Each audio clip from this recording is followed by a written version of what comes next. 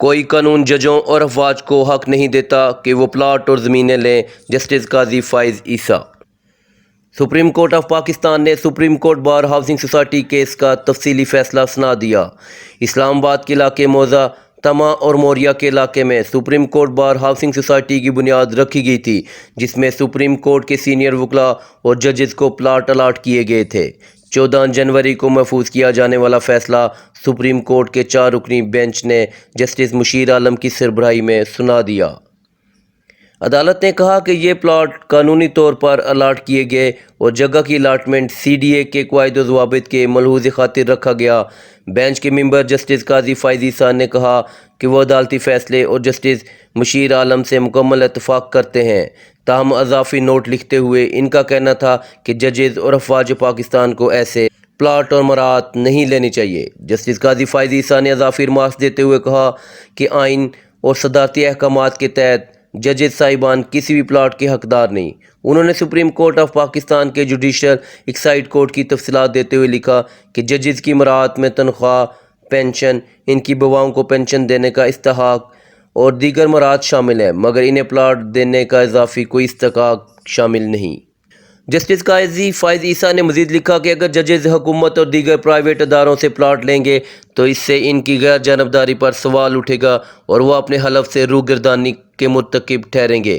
انہوں نے کہا کہ اس طرح کی ہاؤسنگ سوسائٹیز سے اگر پلاٹ لینے مقصود بھی ہوں تو ایک سے زائد پلاٹ لینے کی اجازت نہیں ہونی چاہیے، اور جو بھی پلاٹ لینے کا خواہش مند ہے اسے بغیر کسی اضافی سہولت مساوانہ طور پر پلاٹ کے لیے رقم دینی چاہیے اور مکمل قواعد و ضوابط پر عمل پیرا ہوتے ہوئے اپنی باری کے انتظار کرتے ہوئے یہ زمین یا پلاٹ حاصل کرنا چاہیے۔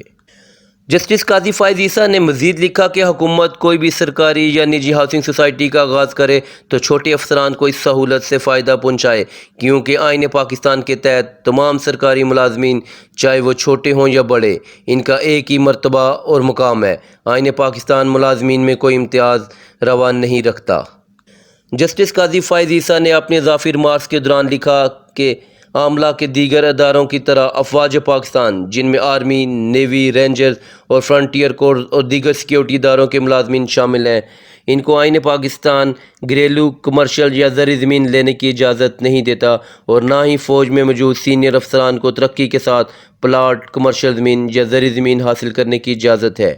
انہوں نے جنرل آصف نواز کے بھائی کی کتاب کا حوالہ دیتے ہوئے لکھا کہ جنرل ایوب خان نے جنرل گریسی سے پلاٹ کی استدعا کی، مگر جنرل گریسی نے ان قوم کے سپوت کو پلاٹ سے محروم کر دیا۔ انہوں نے شجاع نواز ہی کی کتاب کے حوالہ دیتے ہوئے لکھا کہ پلاٹوں کی غیر منصفانہ تقسیم ایک بہت عام رواج بن چکا ہے۔ ملٹری بیوروکریسی کو نوازنا پاکستان میں ایک رسم بن چکی ہے۔ ایسا ہوتا رہا، اس لیے زمین چند ہاتھوں میں مرتکب ہو کر رہ گئی اور بے گھر ہونے والوں کی تعداد میں مزید اضافہ ہو رہا ہے۔ جسٹس قاضی فائز عیسیٰ نے سول سروسز آف پاکستان کی تعریف کرتے ہوئے کہا کہ ہر سال سول اور ملٹری کا ملازم پاکستان سول سروس کا ملازم ہے۔ آئین پاکستان میں سول اور ملٹری ملازم کا کوئی امتیاز نہیں رکھا گیا۔ انہوں نے لکھا کہ پاکستان کے شہری ان تمام سروسز کے لیے ٹیکس دیتے ہیں، اس لیے سروسز دینے والوں پر قانون کا اطلاق ناگزیر ہے۔ اپنے اضافی ریمارکس میں انہوں نے مزید لکھا کہ نجی اور عوامی مفادات کا تحفظ کرنا جمہوری حکومت کی ذمہ داری ہے۔ کئی دفعہ نجی مفادات عوامی مفادات کو پس پش ڈال کر دیے جاتے ہیں، جو جمہوری اصولوں کے خلاف ورزی ہے۔ اشرافیہ صرف آمرانہ طرز حکمرانی میں ہی نہیں بلکہ جمہوری حکومت میں بھی فائدے حاصل کرتی ہے۔ جسٹس قاضی فائز عیسیٰ نے ریمارکس لکھتے ہوئے کہا کہ بہت سے پاکستانی چھت حاصل کرنے کے لیے پوری زندگی محنت کرتے ہیں، تاہم ججز اور آرمی افسران انعامات کے طور پر شہری علاقوں میں پلاٹ اور رہائشی زمینیں حاصل کر لیتے ہیں، مگر وہاں رہتے نہیں۔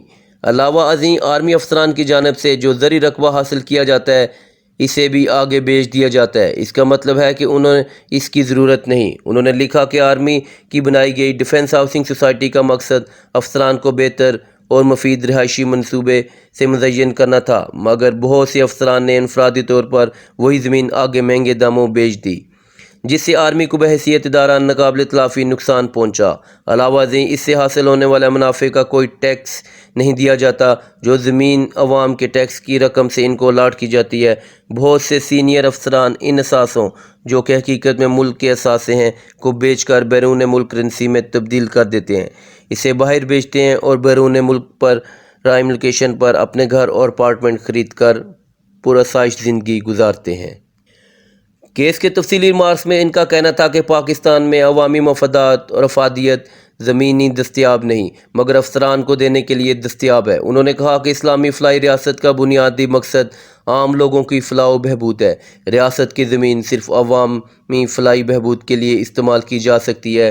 حکومتی زمین صرف سرکاری اسپتال، ڈسپنسری، قبرستان، تھانوں، اسکولوں، کالجوں، پارکوں، یونیورسٹیوں، کھیل کے میدانوں، اولڈ ایج ہومز، بس اور ریلوے اسٹیشن، آبی ذخائر، ندیوں اور دیگر عوامی مقاصد ہی کے لیے استعمال کی جانی چاہیے، بلکہ یہ زمین پرندوں اور جانوروں کے لیے اسپتال بنانے کے لیے استعمال کی جائے تاکہ قدرت کے دیے وسائل تمام جانداروں میں برابری کی سطح پر تقسیم کیے جا سکیں۔